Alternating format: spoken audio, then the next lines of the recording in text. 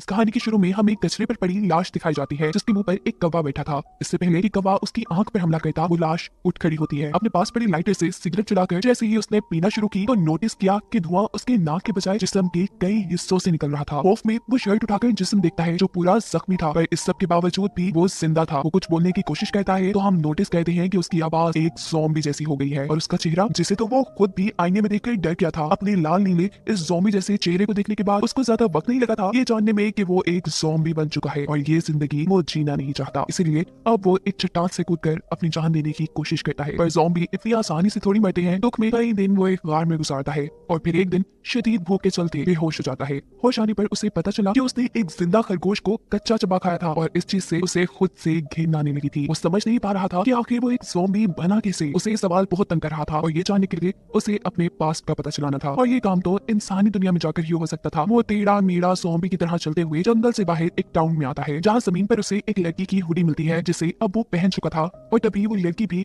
अपनी इस गुमी हुडी को ढूंढते हुए यहाँ आ गई थी, जिसे देखते ही ये ज़ॉम्बी अपना मुंह मोड़ लेता है और उसकी किसी बात का जवाब नहीं देता क्योंकि वो जानता था कि अगर उसकी ज़ॉम्बी जैसी आवाज किसी ने सुन ली तो ये इंसान उससे डरकर उसी को मार देंगे। ये लड़की एक क्राइम रिपोर्टर थी, सोनिया, जो उससे कहती है कि अगर तुम्हें हुडी चाहिए तो तुम रख लो, पर इसकी पॉकेट में जो मेरा मोबाइल है प्लीज वो मुझे वापस कर दो। ज़ॉम्बी उसे मोबाइल ले देता है। सोनिया को लगता है कि शायद ये गरीब लड़का है, इसीलिए सोनिया तो उसे पैसे भी दे रही थी। अब अगले दिन दोबारा उसे भूख लगी थी। वो एक दरख्त पर पत्थर मार मार कर वहाँ घोंसले में से अंडे चुराने की कोशिश कर रहा था, पर वो इतना कमजोर हो चुका था कि उससे ये काम भी नहीं हो पा रहा था और आखिर वो दोबारा से बेहोश हो जाता है। होश आने पर वो दोबारा एक जिंदा जानवर को खा रहा था और ये चीज उसे परेशान कर देती है। वो एक जंगली ज़ॉम्बी नहीं बनना चाहता, साथ ही उसे तो अपने पास्ट को भी जानना था। अपने पास्ट को जानने के लिए उसे इंसानों में घुल मिल कर रहना था और ऐसा वो तभी कर सकता था जब वो इंसानों की तरह बिहेव करता और फिलहाल उसकी आवाज और उसकी जान बिल्कुल भी इंसानों जैसी नहीं थी, इसीलिए वो अपने आप को इंसानों जैसा बनने की ट्रेनिंग में मसरूफ कर देता है। वो टाउन की एक पुरानी जिम में जाता है और ट्रेडमिल के ऊपर चलने की प्रैक्टिस करना शुरू कर देता है। पहले पहले तो उसे काफी मुश्किल हो रही थी, लेकिन थोड़ी ही कोशिश के बाद वो इंसानों की तरह चलना सीख चुका था। अगले सीन में वो मुंह में लकड़ी रखकर बोलने की प्रैक्टिस करता है। ज़ॉम्बी वाली वो राहत पे काबू पाते हुए वो अल्फाबेट्स बोलते बोलते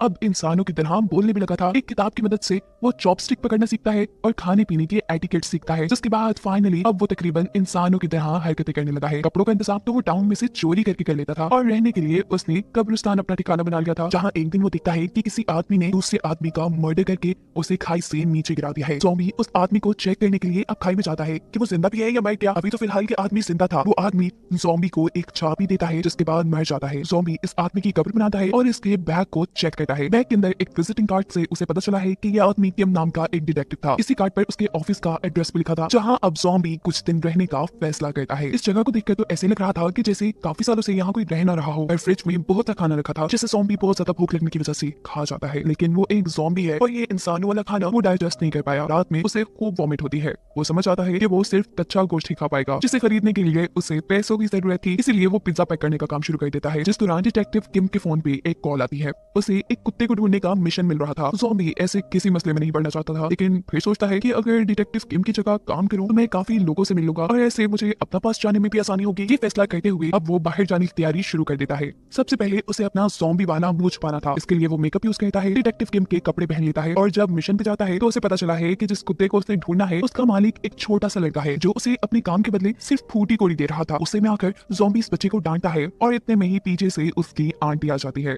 जो और कोई नहीं बल्कि सोनिया ही है, जिसको दिखते ही ज़ॉम्बी यहाँ से भागता है और सोनिया किसी का हेलमेट पकड़कर दूर से ही उसके सर पे मार देती है, जिससे बेचारा ज़ॉम्बी बेहोश हो चुका था। सोनिया जल्दी से उसके पास आकर उसकी हार्ट बीट चेक करती है जो कि नहीं चल रही थी। इसका मतलब कि वो मर गया। यही सोचते हुए सोनिया एम्बुलेंस को कॉल कर लेती है, पर चंद ही मिनट बाद वो एम्बुलेंस में खड़ा होकर सबको डरा देता है। सोनिया जबरदस्ती उसे हॉस्पिटल ले जाती है, जहाँ वो सबको चकमा देकर भाग निकलता है। उसे अब बहुत ज्यादा भूख लगी थी। वो एक आदमी को खाने वाला था, लेकिन तभी उसे होश आ जाता है। तभी उसे यहीं करीब एक कुत्ता नजर आता है। वो उसे खाने के लिए आगे बढ़ता है तो इस कुत्ते पर भी उसे तरस आ जाता है। ये अच्छा ज़ॉम्बी बेचारा किसे खाए पे भूखा वो अपने घर पे बैठा था कि तभी उसे अनाउंसमेंट सुनाई देती है कि कहीं फ्री सूप मिलेगा। वो जब वहाँ पहुंचता है तो उसे पता चलता है कि फ्री सूप तो खत्म हो चुका है और अब अगर उसे यहाँ सूप चाहिए तो इसी होटल की प्रमोशन के लिए यहाँ कुछ ज़ॉम्बी बने इंसान डांस कर रहे हैं, उसे भी डांस करना पड़ेगा। डांस तो उसने क्या खूब किया था। अब सूप मिलने का वक्त था, लेकिन वो सूप छोड़कर किचन में जाकर कच्चा गोश्त खाना शुरू कर देता है, जो देखकर यहाँ की शेफ चिल्लाती है। हम देखते हैं कि इसी होटल में सोनिया और उसका एक और डिटेक्टिव दोस्त भी था जो अब ज़ॉम्बी को मारने के लिए उसके पास आ रहा था पर बेचारा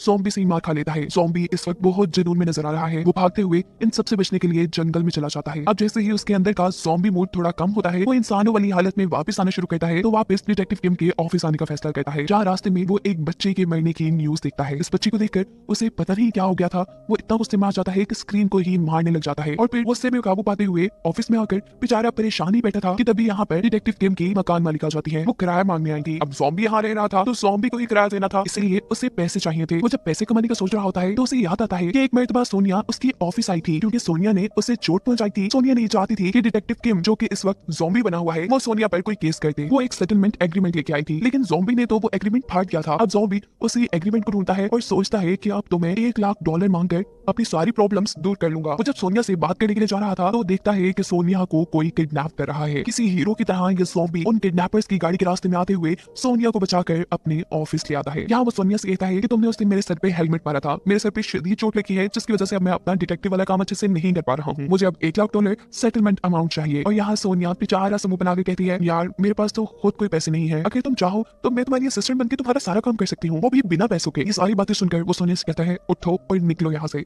इससे पहले कि वो सोनिया को घर से निकालता, यहाँ पर डिटेक्टिव किम की एक पुरानी क्लाइंट आ जाती है। ये एक बहुत बड़ी एक्ट्रेस है जो अपनी बेटी को ढूंढना चाहती है डिटेक्टिव किम के जरिए, जो कि अब ज़ॉम्बी बना हुआ है। वो इस काम के बदले उन्हें बहुत बड़ी अमाउंट भी दे रही थी। इससे पहले कि ज़ॉम्बी उसे कुछ जवाब देता, सोनिया कहती है, हाँ ठीक है, हम आपका काम कर देंगे। सोनिया अब उससे कुछ जरूरी सवाल पूछती है, जैसा कि आखिरी बार आप अपनी बेटी से कहाँ मिली थी, तब उसके इंटरेस्ट क्या थे, वगैरह वगैरह, जिससे वो उसका आसानी से पता चला सके। सोनिया क्योंकि खुद एक क्राइम रिपोर्टर थी, इसीलिए उसे इन सारी चीजों का थोड़ा सा एक्सपीरियंस था। ज़ॉम्बी जो उसके पास बैठा था वो समझ जाता है कि अगर उसे इस डिटेक्टिव वाले काम से पैसे कमानी है तो उसे सोनिया की तो जरूरत पड़ेगी ही। सो फाइनली वो सोनिया को अपनी असिस्टेंट बनाने के लिए मान जाता है। सोनिया इन्वेस्टिगेशन शुरू करती है और उसे एक मेडिटेशन सेंटर पर शक होता है। दिन में तो यहाँ सभी कुछ बिल्कुल ठीक था, लेकिन रात में हम देखते हैं कि कोई कल्ट ग्रुप इस मेडिटेशन सेंटर के सभी बच्चों को अपने कल्ट ग्रुप का हिस्सा बनाने के लिए उनको कुछ ड्रग्स देने के साथ साथ उनसे ऊटपटांग काम भी करवाता था। सोनिया ये सब रोकने के लिए एक ड्रम में बैठकर रात में इस सेंटर में घुस जाती है और यहाँ उसे वो लड़की भी मिल जाती है जिसे वो ढूंढ रहे थे, यानी एक्टर की बेटी। सोनिया जब इस लड़की को बचाकर इस सेंटर से बाहर निकल रही थी तो उसे यहाँ कल्ट लीडर भी नजर आ जाता है, जो जान चुका था कि सोनिया को उसकी सच्चाई पता चल गई है। उसका आदमी सोनिया को पकड़कर मारने ही वाला होता है कि पीछे से ज़ॉम्बी कार्ड्स को चाकू की तरह इस्तेमाल करते हुए उसे मार देता है, जिसके बाद अब वो लीडर खुद अपनी शार्प स्टिक से सोनिया को मारने वाला था, लेकिन वक्त रहते ही ज़ॉम्बी उन दोनों के भी दरमियान में आ जाता है, जिससे सोनिया बच जाती है। वो शार्प स्टिक ज़ॉम्बी के पेट में घुस गई थी, लेकिन ज़ॉम्बी को तो दर्द महसूस ही नहीं हो रहा था। वो गुस्से में अब कल्ट लीडर की गर्दन पकड़कर उसे मारने वाला था, लेकिन तभी सोनिया चिल्लाकर उसे रोक देती है और थोड़ी देर में हम देखते हैं कि इस कल्ट लीडर को पुलिस आकर पकड़ चुकी थी। फाइनली सोनिया और ज़ॉम्बी ने अपना एक मिशन पूरा किया था। इससे की मुबारकबाद देने के लिए सोनिया जब ज़ॉम्बी के घर आती है तो ज़ॉम्बी को बिना कपड़ों में देखकर डर जाती है, क्योंकि उसकी बॉडी में बड़े बड़े सुराख थे। ऐसा कैसे हो सकता था? क्या जिसे वो डिटेक्टिव किम समझ रही थी वो एक ज़ॉम्बी था? ये सोचते हुए वो जल्दी से अपना लैपटॉप खोलकर ज़ॉम्बीज के बारे में सर्च करना शुरू करती है और यहाँ सोनिया का भाई उसे बताता है कि इस दुनिया में सच में ज़ॉम्बीज होते हैं। अब सोनिया को कुछ पुरानी यादें आती है। उसे समझ आ जाती है कि क्यों उस दिन जब उसने ज़ॉम्बी को हेलमेट मारा तो उसे उसकी हार्ट बीट नहीं सुनाई थी, और कैसे ही उसने सोनिया को बचाने के लिए कल्ट लीडर का हमला अपने ऊपर सह लिया और उसे दर्द भी नहीं हुआ। उसे दर्द इसलिए नहीं हुआ था कि वो एक ज़ॉम्बी था। वो ये बात अपने भाई को बताती है, लेकिन उसका भाई इस बात पे बिल्कुल बिलीव नहीं करता। अब सोनिया प्रॉपर तरीके से अपने आप को सिक्योर करते हुए ज़ॉम्बी के घर जाती है। यहाँ वो ज़ॉम्बी से कहती है कि मैंने तुम्हारे लिए जितना भी काम किया तुम शराफत से मेरा पैसा मुझे दे दो और मैं यहाँ से चली जाऊंगी। ज़ॉम्बी उसके पैसे लेने के लिए उठाई था कि यहाँ सोनिया को शदीद पेट में दर्द शुरू हो जाता है। वो वही गिर जाती है। सोनिया को लगा था कि ये ज़ॉम्बी उसे खाने का, पर ज़ॉम्बी तो उसे हॉस्पिटल ले आया था। होश में आने के बाद जब सोनिया अपने आप को जिंदा पाती है तो वो ये समझ आती है कि वो एक अच्छा ज़ॉम्बी है जो इंसानों को नहीं खाता। फैसला और अब वो ज़ॉम्बी की मदद करने का फैसला कर लेती है। ज़ॉम्बी को क्योंकि उसका पास जानना था, इसीलिए सोनिया उससे कुछ सवाल करती है, जैसा कि जब तुम पहली मर्तबा ज़ॉम्बी के तौर पे होश में आए तो तुम्हारे पास क्या था? ज़ॉम्बी सोनिया को वो लाइटर देता है जिससे उसने इस कहानी के पहले सीन में सिगरेट जलाई थी। सोनिया को ज़ॉम्बी ने घड़ी भी दी थी। इन सबकी चीजें वो सोशल मीडिया पर लगा देती है और कहती है कि अगर किसी को भी इन चीजों के बारे में कुछ पता है तो मुझसे राब्ता करे। जिसके बाद इन्हें एक आदमी की कॉल आती है जिसका कहना था कि वो इस लाइटर के बारे में जानता है। वो इन्हें मिलने के लिए एक खास जगह पे बुलाता है, लेकिन काफी देर गुजरने के बाद भी वो खुद इनसे मिलने नहीं आया और यही उन्हें एक आदमी मिलता है। इस आदमी का नाम शॉन है और सोनिया इसे जानती है। कुछ देर पहले जिस बच्चे के मर्डर की न्यूज ज़ॉम्बी ने देखी थी, ये उसी बच्चे के मर्डर का आई विटनेस था। इससे पहले कि वो इनसे कोई बात करता, उसे कॉल आती है और पता चलता है कि उसकी मॉम कहीं खो गई है, जिसे ढूंढने का काम ज़ॉम्बी और सोनिया ले लेते हैं। इस बुरी औरत को ढूंढने के लिए इन्हें ज्यादा मेहनत नहीं करनी पड़ी थी। करीबी पहाड़ों में उन्हें वो औरत मिल भी गई थी। इससे पहले कि सोनिया उस औरत को बचाकर वहां से ले आती, सोनिया के सामने आ जाता है एक जंगली पेग जो कि काफी ताकतवर था। वो सोनिया पे हमला करने ही वाला था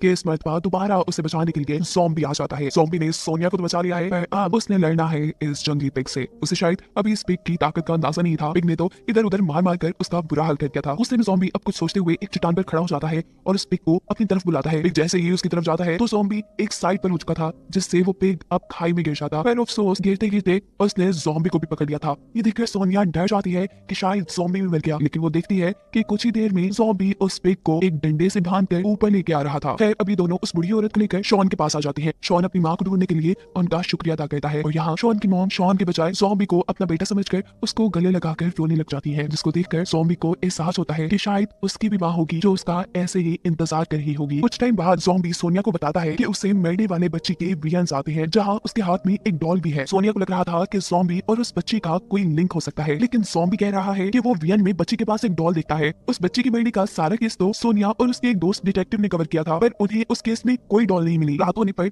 ज़ॉम्बी सोनिया को एक पिक्चर सेंड करता है जिस पे मरने वाले बच्चे के पास सेम वही डॉल थी जो ज़ॉम्बी के वियन में आया करती थी। ये कहने के बाद वो जब डिटेक्टिव केम वाले अपने ऑफिस में जाता है तो देखता है कि वहाँ सब कुछ बिखरा हुआ था, लेकिन उसकी कोई भी चीज इधर उधर नहीं थी। यहाँ तक कि पैसे भी चोरी नहीं हुए थे, बस एक लाइटर चोरी हुआ था, वही लाइटर जिसकी पिक इन्होंने सोशल मीडिया पर लगाई थी और शॉन नामी बंदे को दिखाई थी। वो समझ जाता है कि हाँ शॉन ही आया होगा और इस बात से वो ये भी अंदाजा लगाता है कि शायद शॉन को उसके पास का कुछ पता है। वो उसे जाकर अपने पास के बारे में पूछता है और शॉन यहाँ उसे बताता है कि उस बच्ची को तुमने मारा था। ये सुन वो बहुत ज्यादा हिल चुका था। उसे लगता है कि शायद उस बच्ची को मारने के जुर्म में ही वो एक ज़ॉम्बी बना है। ये सब बातें जानने के बाद वो जिंदा नहीं रहना चाहता था। वो एक ड्रिल मशीन लेकर अपने सर पे हमला करके अपने आप को मारने वाला था, लेकिन ड्रिल मशीन खराब होने की वजह से वो चलती नहीं और उल्टा करंट लगकर वो गिर जाता है, जिसके बाद वो शहर छोड़ने का फैसला कर देता है। जबकि दूसरी तरफ सोनिया मरने वाली बच्ची के डैड से मिलती है, जिसके घर पर उस बच्ची की एक तस्वीर में ज़ॉम्बी खड़ा नजर आता है। बच्चे के डैड से पता चलता है कि वो ज़ॉम्बी पहले इस छोटी बच्ची का बॉडीगार्ड था। फाइनली ज़ॉम्बी की पास्ट की सच्चाई अब सोनिया को पता चल गई थी। वो जल्द से जल्द ये बात ज़ॉम्बी को बताना चाहती थी, लेकिन जब वो उसके घर पे जाती है तो ज़ॉम्बी उसे नहीं मिलता। वो उसके ऑफिस आती है, ज़ॉम्बी वहां पे भी नहीं था, लेकिन टेबल पे शॉन नामी आदमी के कुछ फोटोज पड़े थे। वो कुछ सोचते हुए शॉन के घर जाने का फैसला करती है और ये बाहर ज़ॉम्बी को भी मैसेज पे बता देती है। ज़ॉम्बी उसे शॉन के घर जाने पर मना करना चाहता था,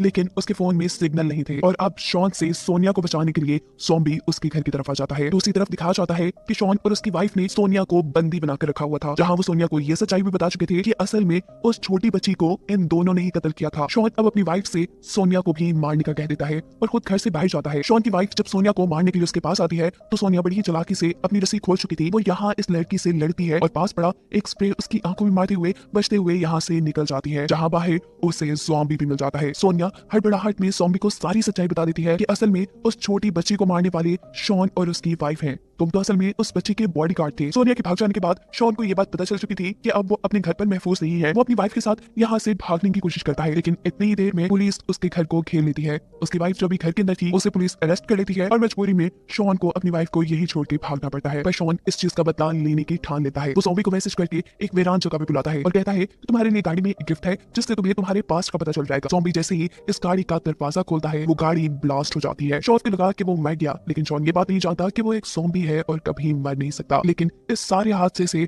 ज़ॉम्बी को फाइनली उसका पास्ट याद आ चुका है। उसे याद आया है कि वो छोटी बच्ची का बॉडीगार्ड था और जब क्रिसमस के दिन उसे शॉन ने किडनैप किया तो ज़ॉम्बी ही जो उस वक्त इंसान था वो उस बच्ची को शॉन से बचाने के लिए किया था। शॉन उस टाइम उसे वहां से बेहोश करके एक खाई के पास ले आया और उसके पेट में गोली मारकर उसे खाई में गिरा दिया, जिस गोली का निशान अभी भी ज़ॉम्बी के पेट में था। ये सारी बात याद करने के बाद ज़ॉम्बी उठ खड़ा हुआ था। वो अब शॉन के पास उसे मारने के लिए आता है। वो उसे मार मार के पूछ रहा था कि बताओ तुमने उस बच्ची को उस दिन क्यों मारा, लेकिन शॉन उसे कोई बात नहीं बताता और एक पिस्टल लेकर उसको शूट कर देता है। शॉन को लगता है कि इस मरतबा तो ये लड़का मर गया होगा, पर ये ज़ॉम्बी एक और मरतबा उठकर उसके सामने खड़ा हो जाता है। बार बार गोलियां मारने के बावजूद जब ये लड़का नहीं मरता तो शॉन इस मरतबा इस लड़के के सर पे गोली मारने का फैसला करता है और अगर वो सर पे गोली मारता तो ये ज़ॉम्बी भी मर जाता। लेकिन इस मरतबा दरमियान में शॉन की माँ आ जाती है जिसने इस ज़ॉम्बी को बचाया था। वो ज़ॉम्बी को मिनहाओ के नाम से पुकारती है और ज़ॉम्बी को याद आ जाता है कि उसका असली नाम मिनहाओ है, जिसे अभी तक शॉन अपनी माँ कह रहा था। वो असल में मिनहाओ यानी ज़ॉम्बी की ही माँ थी। ज़ॉम्बी अपनी माँ के मरने के गुस्से में शॉन को ही अब मार चुका था। अगले दिन दिखाया जाता है मिनहाओ की मॉम का फ्यूनरल, जिसके बाद मिनहाओ सोनिया से मिलता है और उससे कहता है कि कल से डिटेक्टिव वाले काम पे आने की जरूरत नहीं, क्योंकि मैं अब शहर छोड़कर जा रहा हूँ। उसने इस डिटेक्टिव के नाम पे कमाए हुए सारे पैसे भी उसके ऑफिस में ही छोड़ दिए थे। उसने अपनी जरूरत और खाने तक के पैसे अपने पास नहीं रखे थे और ज्यादा भूख लगने की वजह से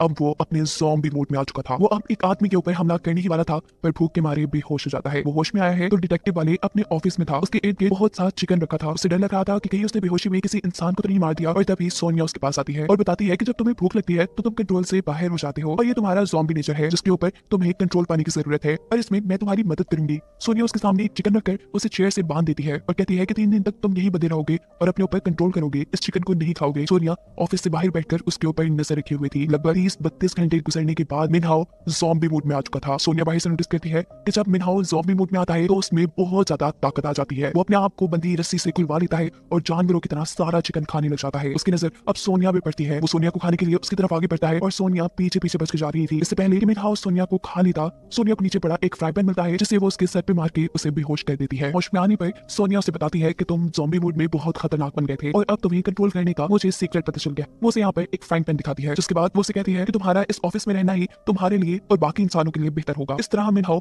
दोबारा डिटेक्टिव किम की आइडेंटिटी लेने का फैसला करता है और सोनिया से कहता है कि सोचने वाली बात है कि आखिर उस दिन किम को मारा किसने था। इसके ऊपर सोनिया ने पहले से ही रिसर्च की हुई थी। वो कहती है कि किम की कोई फैमिली नहीं थी, वो अपनी डैड की ग्रेव पे उस दिन गया था जहाँ उसे निपन नामी आदमी ने मारा और वो खुद पहाड़ के ऊपर इलीगल ड्रग्स को डिस्पोज करने के केस में अभी तक जेल में है। दिखाया जाता है कि वो आदमी जेल से बाहर निकल चुका है। उसे पता चला है कि डिटेक्टिव किम अभी जिंदा है, लेकिन डिटेक्टिव किम को तो उसने खुद मारा था। वो अब कुछ दूसरे डिटेक्टिव्स को किम की जगह बने इन नकली डिटेक्टिव्स पर यानी सोनिया और मिनहाओ पर नजर रखने को कहता है। यहाँ किम के मर्डर केस को इन्वेस्टिगेट करने के लिए ये लोग उस सैलून में आते हैं जहाँ पे किम आखिरी मर्तबा आया था। यहाँ उन्हें पता चलता है कि किम डॉक्टर नो नामी बंदे के ऊपर रिसर्च कर रहा था जो अपने हॉस्पिटल के अंदर जानवरों के ऊपर तरह तरह के एक्सपेरिमेंट करते हैं। जब ये लोग डॉक्टर के क्लिनिक पे जाते हैं तो मिनहाओ उस डॉक्टर को देखकर पहचान जाता है कि इसी आदमी ने तो किम को मारा था। यहाँ वो डिटेक्टिव जो मिनहाओ और सोनिया के पीछे थे वो जाकर उस डॉक्टर को बताते हैं कि ये आदमी तुम्हारे क्लिनिक तक आया है। जिसके बाद डॉक्टर इस डिटेक्टिव को मिनहाओ को किडनैप करने का चैलेंज दे देता है। ये डिटेक्टिव बहुत काम करता है, इलेक्ट्रिक ट्रैप लगाता है, मिनहाओ के घर 6 बंदे भेजता है, उससे खुद जाकर लेता है, लेकिन बेचारा हर मर्तबा मिनहाओ को पकड़ने में नाकाम था। इसलिए वो डॉक्टर नो से कहता है ये लो तुम्हारे पैसे, मैं तुम्हारा काम भाई नहीं कर सकता। यहाँ वो डॉक्टर को बताता है कि वो इंसान थोड़ी लगता है, उसने तो किसी जानवर की तरह मुझे खाने के लिए मुझ पर हमला भी कर दिया था, यहाँ तक कि मैंने तो उसके दिल को भी चीर दिया और वो फिर भी नहीं मरा। डॉक्टर तो अपना काम ना होने के बावजूद भी खुश थे क्योंकि एटलीस्ट ये डिटेक्टिव मिनहाओ का डीएनए तो ले आए थे डॉक्टर के पास और डीएनए से उन्हें पता चलता है कि मिनहाओ एक ज़ॉम्बी है। जिसके बाद डॉक्टर खुद एक मास्क पहनकर मिनहाओ के ऑफिस जाता है। वहाँ एक केमिकल गिराते हुए मिनहाओ को बेहोश करके वो उसे उठाकर अपनी लैब में ले आता है। वो उसकी वेन्स में से ब्लड निकालकर अब कुछ एक्सपेरिमेंट शुरू कर चुका था। मिनहाओ पूछता है कि तुम ये इतने खतरनाक एक्सपेरिमेंट क्यों करते हो, जिस पर डॉक्टर जवाब देते हैं कि मैं अपनी वाइफ से बहुत प्यार करता था लेकिन फिर वो मर गई, पर मैं उसके बगैर ये जिंदगी नहीं गुजार सकता था, इसलिए मैंने बहुत से एक्सपेरिमेंट करने के बाद एक ऐसी दवाई बनाई जिससे वो जिंदा हो गई, लेकिन नॉर्मल इंसान बनकर नहीं, एक ज़ॉम्बी बनकर। मैंने फिर दोबारा एक्सपेरिमेंट शुरू किए ताकि मैं अपनी वाइफ को ज़ॉम्बी से दोबारा इंसान बना सकूं और मेरे इन एक्सपेरिमेंट्स का पता चल गया डिटेक्टिव किम को उस आदमी के बारे में भी पता चल गया था जिससे मैं अपनी ये इलीगल दवाइयां डिस्पोज करवाता था। इसी मजबूरी में मुझे उसे मारना पड़ा। डॉक्टर ये बात नहीं जानते थे कि जहां उन्होंने अपनी मेडिसिन डिस्पोज करवाई थी वही मिनहाओ की लाश भी थी और उन्हीं की और मेडिसिन के असर से मरा हुआ मिनहाओ भी ज़ॉम्बी बन के जिंदा हो गया था, बिल्कुल डॉक्टर नो की वाइफ की तरह। यहाँ दिखाया जाता है कि सोनिया मिनहाओ की लोकेशन को ट्रेस करते हुए डॉक्टर नो के क्लिनिक में पहुंच जाती है, लेकिन क्लिनिक में तो ताला था। वो यहाँ नोटिस करती है कि इलेक्ट्रिसिटी मीटर जब चल रहा है तो इसका मतलब अंदर कोई ना कोई तो है। वो छुपते छुपाते डॉक्टर नो के क्लिनिक के अंदर उस लैब में पहुंच जाती है जहाँ डॉक्टर ने मिनहाओ के साथ अपनी ज़ॉम्बी बनी वाइफ को भी रखा हुआ है। यहीं पर वो दोनों डिटेक्टिव भी थे जिनके जरिए डॉक्टर मिनहाओ और सोनिया पर नजर रखते थे। असल में उनको भी डॉक्टर की वाइफ के ज़ॉम्बी बनने के बारे में पता चल गया था, इसीलिए डॉक्टर ने उन्हें यहाँ पे बांध के रखा था। सोनिया सबसे पहले इन दोनों को खोलती है, जिसके बाद वो मिनहाओ की रस्सी खोलने जाती है, लेकिन इतने में ही डॉक्टर की वाइफ ज़ॉम्बी उठ खड़ी होती है। इससे पहले कि वो सोनिया को कुछ कहता, यहाँ पर दोबारा मिनहाओ उठकर सोनिया को बचा लेता है। वो अब ज़ॉम्बीज की लैंग्वेज में डॉक्टर की वाइफ को कुछ समझाने की कोशिश कर रहा था, लेकिन इतने में ही डॉक्टर गन लेकर यहाँ पहुंच जाते हैं। वो अपनी वाइफ से कहते हैं इन सबको खाने के लिए और वो ज़ॉम्बी अब दूसरे डिटेक्टिव्स के ऊपर हमला कर देती है। जहाँ मिनहाओ डॉक्टर से गन छीनने की कोशिश करता है और इस सारे चक्कर में मिनहाओ से गन चल जाती है। गोली लगती है डॉक्टर की वाइफ ज़ॉम्बी को, वो भी सर में, जिससे वो वहीं मर गई थी। ये देखकर डॉक्टर एक और मर्तबा दुखी होकर अपनी वाइफ के पास बैठे हुए थे और मौका पाते ही सोनिया पुलिस को कॉल कर चुकी थी। पुलिस डॉक्टर को यहाँ से पकड़ कर ले जाती है और फाइनली इन्हें लगता है कि डिटेक्टिव किम का मर्डर केस इन्होंने सॉल्व कर लिया है, पर अभी लोग आने वाली बड़ी मुश्किल के बारे में नहीं जानते। डॉक्टर नो जिस पुलिस कार में थे उस कार का एक्सीडेंट हो चुका था। डॉक्टर नो ने अपनी ही बनाई ज़ॉम्बी वाली दवाई पी हुई थी, जिसकी वजह से वो मरने के बाद अब ज़ॉम्बी बन के जिंदा हुए थे। ये बात जैसे ही इनको पता चलती है तो ये लोग डॉक्टर नो को पकड़ने के लिए एक ट्रैप सेट करते हैं। उनकी मरी हुई वाइफ को मुर्दा से चुरा लेते हैं, लेकिन डॉक्टर नो इनकी सोच से कई ज्यादा तेज थे। वो अपनी वाइफ के पीछे जाने के बजाय सीधा मिनहाओ के घर आए थे, जहाँ उन्होंने मिनहाओ पे भी हमला नहीं किया था बल्कि सोनिया को उठा लिया था। इससे पहले कि वो सोनिया को उठाकर यहाँ से कहीं ले जाते, सोनिया का एक डिटेक्टिव दोस्त आकर उनके ऊपर गन तान देता है, लेकिन डॉक्टर नो को बिल्कुल डर नहीं लग रहा क्योंकि वो जानते हैं अब वो एक ज़ॉम्बी है और इन छोटी छोटी गोलियों से वो मर नहीं पाएंगे। डॉक्टर नो अब चकमा देते हुए सोनिया के इस दोस्त के हाथ से गन ले लेता है। इससे पहले कि वो गन सोनिया पे या किसी और पे चलाता, सोनिया डॉक्टर नो के हाथ से गन को उछाल लेती है, जो दूसरी तरफ मिनहाओ कैच कर चुका था। मिनहाओ चाहता तो डॉक्टर नो को सर पर गोली मारकर खत्म कर सकता था, पर डॉक्टर नो जानते थे कि मिनहाओ रहम दिल है, वो ऐसा नहीं करेगा और उनकी सोच यहाँ बिल्कुल ठीक थी। दिखाया जाता है कि पीछे वही दो डिटेक्टिव जो इसका साथ दे रहे थे वो 4 मास्क लेके यहाँ आते हैं। सभी लोग मास्क पहन लेते हैं और ये लोग डॉक्टर नो का ही बनाया हुआ वो केमिकल जो ज़ॉम्बीज़ को बेहोश कर सकता है वो डॉक्टर नो को ही सुंघा देते हैं। डॉक्टर नो बेहोश हो जाते हैं, जिसके बाद ये चारों अपना अपना मास्क उतारते हैं। एक लड़का डॉक्टर नो को चेक करना चाहता है कि क्या आखिर वो बेहोश हुए भी या ड्रामा कर रहे हैं, और अचानक डॉक्टर नो इसी लड़की को ही पकड़ लेता है। डॉक्टर नो अब इस आदमी के गले पे काटने वाला था और इस लड़की को बचाने के लिए मिनहाओ इस मरतबा बिना कुछ सोचे अपनी गन से डॉक्टर नो के सर पे शूट करते हुए उन्हें खत्म कर देता है। जिसके बाद अब वो खुद बहुत ज्यादा दुखी था, क्योंकि कहीं ना कहीं उसे उम्मीद थी कि डॉक्टर नो शायद उसे अपने एक्सपेरिमेंट्स के जरिए इंसान बना सके। उसकी ये उम्मीद टूट चुकी थी। सोनिया उसे हिम्मत देने की कोशिश करती है, लेकिन वो सोनिया से कहता है नहीं, मैं अब फैसला कर चुका हूँ, मैं इंसानों के दरमियान नकली इंसान बन के नहीं रहूंगा। जिसके बाद वो इन सब से बहुत दूर चला जाता है और सोनिया अपना डिटेक्टिव का काम जारी रखती है। सीन कट होकर 1 साल बाद का सीन दिखाया जाता है। सोनिया को एक हैलोवीन पार्टी का इन्विटेशन मिला है। सोनिया यहाँ जाने के लिए इसलिए तैयार है कि शायद उसे यहाँ पे मिनहाओ मिल जाए और उसकी सोच के बिल्कुल मुताबिक उसे पार्टी के दरमियान में व्हाइट सूट में बैठा हुआ मिनहाओ दिख जाता है। वो दोनों पास आकर बातें करना शुरू कर देते हैं और तभी उन्हें पता चलता है कि इसी पार्टी में किसी का मर्डर हुआ है, जिसका केस भी अब मिनहाओ और सोनिया को सॉल्व करना था। यानी ये लोग एक मरतबा फिर से मिल चुके थे और इसी के साथ ये